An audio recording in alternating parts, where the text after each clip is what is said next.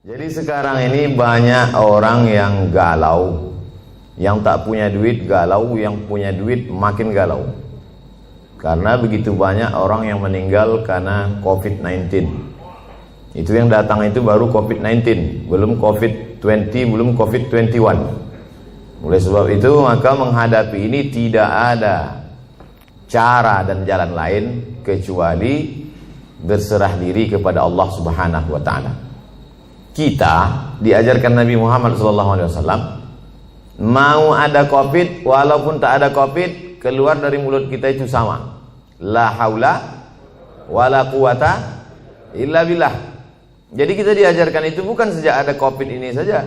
Sebelum COVID itu ada muncul, kita sudah berkata bangun pagi, alhamdulillahillazi ahyana, dia yang menghidupkan kami, wa amatana, sebelumnya kami mati, wa ilaihin nusyur, dan kita pun akan kembali kepada dia.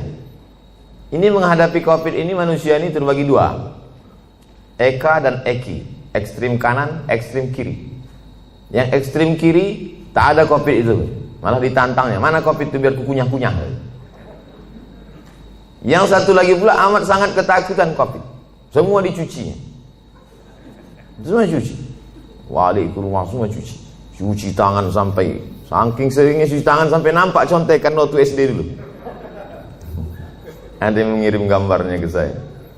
Oleh sebab itu kita Ahlus Sunnah wal Jamaah berpegang wa kadzalika ja'alnakum ummatan wasata. Kami jadikan kalian ini umat yang pertengahan.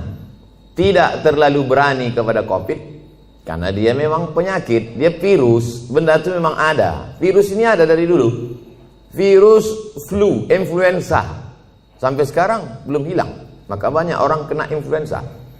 Virus penyakit kuman malaria sampai sekarang masih ada. Jadi yang namanya virus, kuman, bakteri, penyakit itu ada. Ada yang mati, ada yang tak mati. Jadi kemarin kebetulan saya ceramah di rumah sakit, ketemu sama dokter. Kata Pak Dokter, Ustadz Somad, itu sebetulnya kalau kita cuci tangan itu membunuh bakteri. Kalau kita cuci tangan pakai hand sanitizer, pakai sabun, itu membunuh bakteri, Ustadz. Adapun virus tak mati, kata dia. Saya tak pula saya tanya apa beda virus sama bakteri. Nampak kali bodoh kita kan? Masa profesor nanya? Ya diam aja, saya angguk-anggukkan aja. Jadi Ustadz Somad, itu virus itu cara mematikannya bukan dengan cuci tangan, Pak Ustadz. Saya diam aja, saya dengar terus. Cara mematikannya itu jangan kasih dia makan. Makanan virus itu gula. Maka kalau tak ada gula, mati dia. Jadi bagaimana cara membunuhnya? Kata dia, banyak-banyak puasa sunat. Memanglah itu ajaran Nabi Muhammad SAW. Jadi kalau orang yang faham hikmah di balik ini, maka sesungguhnya dia tahu bahwa Nabi Muhammad SAW itu tidak hanya mengajarkan kita doa, tak hanya mengajarkan baca yasin, tahlilan, takziah. Bukan hanya itu, bahkan sampai ke virus, bakteri, pandemi, wabah abad 21 pun sudah diajarkan Nabi sejak 14 abad yang silam. Apa kata Nabi? Idza sami'tum bihi, kalau kau dengar ada suatu wabah terjadi di suatu negeri, la taqdimu ilaihim, jangan kalian datang ke situ. Kalau ada suatu wabah terjadi, sudah ditetapkan bahwa negeri itu zona merah, zona hitam, jangan kau datang ke sana. Wa idza waqa'tum bihi, kalau di kampung halamanmu terjadi suatu wabah pandemi, la takhruju firaram minhu. Kalau kau dengar ada suatu wabah terjadi di suatu negeri, jangan kau datang ke sana. Dan kalau kau berada di suatu negeri terjadi wabah di situ, jangan kau keluar dari kampungmu. Itulah yang dikenal orang sekarang dengan istilah PSBB, lockdown, social distancing. Bahkan kemudian beberapa negeri kota sampai dikepung, tak boleh keluar, polisi tentara dikerahkan. Sudah diajarkan Nabi SAW 14 abad yang lalu. Bagi yang belum kena, amalkan ini. Bagi yang sudah kena, mati dia. Nabi mengeluarkan statement sabda. Apa kata Nabi? Al-mat'unu syahid. Orang yang mati kena penyakit wabah, syahid, maka matinya mati syahid. Orang yang mati syahid itu selamat dari 4. Tak merasakan sakratul maut, tak merasakan azab kubur, tak merasakan hisab, langsung masuk surga. Jadi Nabi itu sudah berikan 2 langkah. Bagi yang belum kena, ini obatnya. Yang sudah kena, ini obatnya. Maka keluarga tak terlalu bersedih hati. Kenapa? Karena saudaranya, keluarganya, bapaknya, ibunya, anaknya, neneknya, keponakannya, jirannya, sahabatnya itu meninggal dunia dalam keadaan syahid. Dan bagi yang masih hidup, kita diajarkan untuk melakukan langkah-langkah social distancing, protokol kesehatan. Makanya saya tak berani kalau ceramah tausiah di tempat yang tak bisa dibuat protokol kesehatan. Nah, adapun di sini bisa Ustaz nanti di Wang Sumut, nah, kita tengok dulu ada tak protokol kesehatan. Ternyata lengkap semuanya. Begitu datang tak bisa dikenali mana direktur, mana sama semua mukanya, tutup muka. Biasa dulu saya ke Medan ini disambut dengan tola'al badru alaina, solawat, salatullah, salamullah. Tapi begitu datang sini tidak, begitu datang langsung tembak. Masih syukur, segan dia tak tembaknya kening, tangannya. Kalau tempat lain langsung pang. Habis itu tempat duduk berjarak, pakai masker. Artinya apa? Kita tidak terlalu cemas sekali, tapi kita juga tetap menjaga ini. Jangan terlalu takut kali, jangan pula terlalu berani kali. Nah, kita tetap macam biasa aja. Coba kalau kita terlalu cemas, terlalu takut, terlalu ngeri, iman kita jatuh, imun kita turun, di situ dia masuk. Jadi agak beranikan sedikit, biar jangan apa kali COVID itu. Gitu kalau orang Medan. Kalau orang Jakarta kan kalau ada AC mati kan dibilangnya, lu tolong hidupin tuh AC biar agak dinginan dikit. Kalau orang Medan enggak, Pak, tolong kau hidupkan apa itu biar jangan apa kali.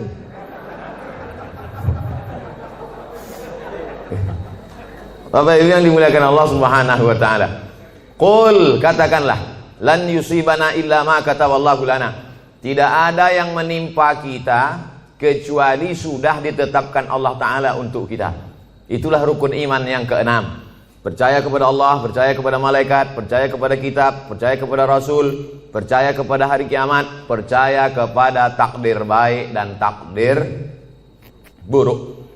Akhbirni anil iman. Apa itu iman wahai Muhammad sallallahu alaihi wasallam? Antu'mina billah wa malaikatihi wa kutubihi wa rusulihi wal yaumil akhir wa biqadri khairihi wa syarrihi. Percaya kepada takdir baik, takdir buruk. Tapi, ini masalah takdir ini kita mesti dalam menyikapi takdir kita ada al-kasbu wal ikhtiar. Ada usaha.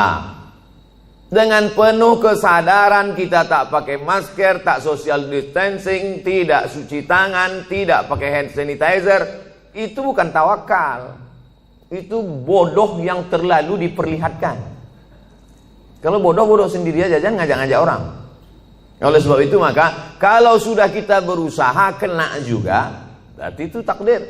Ada takdir, ada hukum sebab akibat. Pejamkan mata, tak usah tengok kanan kiri, nyebrang di jalan. Itu bukan takdir, sebab akibat.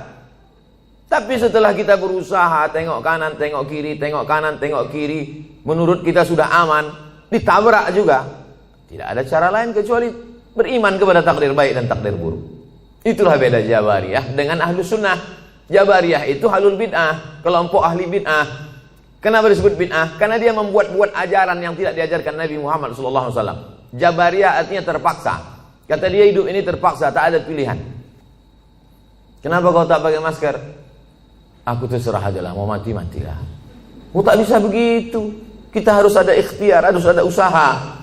Begitu juga dalam masalah mengambil rezeki, begitu juga dalam masalah menolak bala. Itu semua air minum yang di depan meja itu, di depan kami, di depan saya tadi, itu memang sudah diperuntukkan untuk saya. Air minum itu untuk saya, kue kotak itu untuk saya. Tapi karena saya tak ada usaha untuk membuka dan meminumnya, maka saya tak bisa ke mulut saya. Walaupun sudah diuntukkan untuk saya. Itu tentang masalah menarik rezeki. Begitu juga dengan menolak bala. Kalau tidak ada usaha ikhtiar dari kita, bawa sepeda motor kerja, dikunci stangnya. Habis itu beli pula gembok, kunci ban depan. Habis itu rantainya digembok pula. Kemudian ban belakang itu ikatkan ke pohon pinang. Pas pulang sore, diambil pencuri itu sama pokok-pokok pinangnya sekalian. Maka itu takdir. Itu takdir namanya. Beriman kepada takdir baik, takdir buruk. Tapi orangnya cengengesan, lalu kemudian tak tentu arah, entah bagaimana ceritanya, otaknya tak fokus, mau berangkat, ditinggalkannya kunci situ, naik dia ke atas, asik nelpon, iya betul, kiki, tinggal kunci. Habis itu turun ke bawah, lapor sama security, Pak security, motor saya tinggal hilang. Gimana keadaannya? Tadi saya tinggalkan kunci. Ah mampuslah kau, kata dia. Kenapa? Berarti kurang usaha, tak ada ikhtiar. Itu yang diajarkan Nabi Muhammad SAW. Jadi ke suatu ketika seorang sahabat masuk ke dalam Masjid Nabawi. Ditanyanya Nabi, ya Rasulullah, itu ontaku di luar, belum kutambatkan. Aqiluha wa atawakal, am utliquha wa atawakal.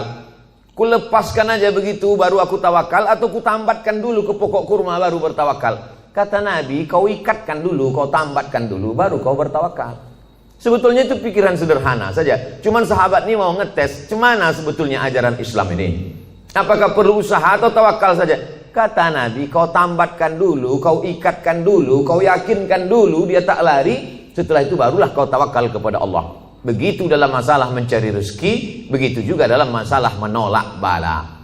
Wa iyyam sasqallahu bidurrim fala kashifa lahu illahu. Kalau kau ditimpa suatu musibah, penyakit, kehilangan, kebakaran, tumpur, hilang, bangkrut, tidak ada yang bisa menyingkapkannya kecuali Allah. Wa yuridka bi khairin fala radda li fadlih. Tapi kalau Allah mau ngasih kau rezeki, mau menaikkan jabatanmu, maka tak pula ada yang bisa menolaknya. Itulah makanya setiap subuh kita katakan raditu billahi Rabbah, aku ridha menerima segala sesuatunya. Hanya saja kadang orang kita ini salah pasang. Kalau ada terjadi sesuatu musibah terjadi, dia katakan ikhlas ya, ikhlaskan aja. Sebetulnya yang tepat itu bukan ikhlas, ridha. Ridha menerima ketetapan Allah Subhanahu wa taala. Ridha itu bahasa kitanya apa? Ridha itu artinya plong, berlapang dada. Seperti ridhonya orang mati dimandikan oleh orang yang memandikan jenazah. Begitulah ridha kita kepada takdir ketetapan Allah. Sebagaimana orang mati dimandikan. Ibu, bapak pernah menengok orang mati waktu dikorek hidungnya melawan dia? Yang kau cucuk-cucuk hidung gitu? Tak ada. Terserahlah, mau kalian cucuk hidungku, telingaku, terserah. Makanya waktu kita masih hidup ini baik-baik sama orang. Nanti balik dari sini cari di RT RW itu siapa yang memandikan jenazah, baik-baik sama dia. Kalau kita sombong-sombong sekarang, pas kita mati nanti disemprotnya pakai door smear. Apalagi Bank Sumut ada program santunan, santuni mereka memandikan jenazah, orang yang menguburkan, orang yang supir ambulan. Kalau mati kita, supir ambulan tuh baik sama kita, pelan-pelan dibuatnya, lari-lari 20. Coba kalau kita sombong angkuh, dibuatnya 120, rantuk-antuk kepala kau di belakang.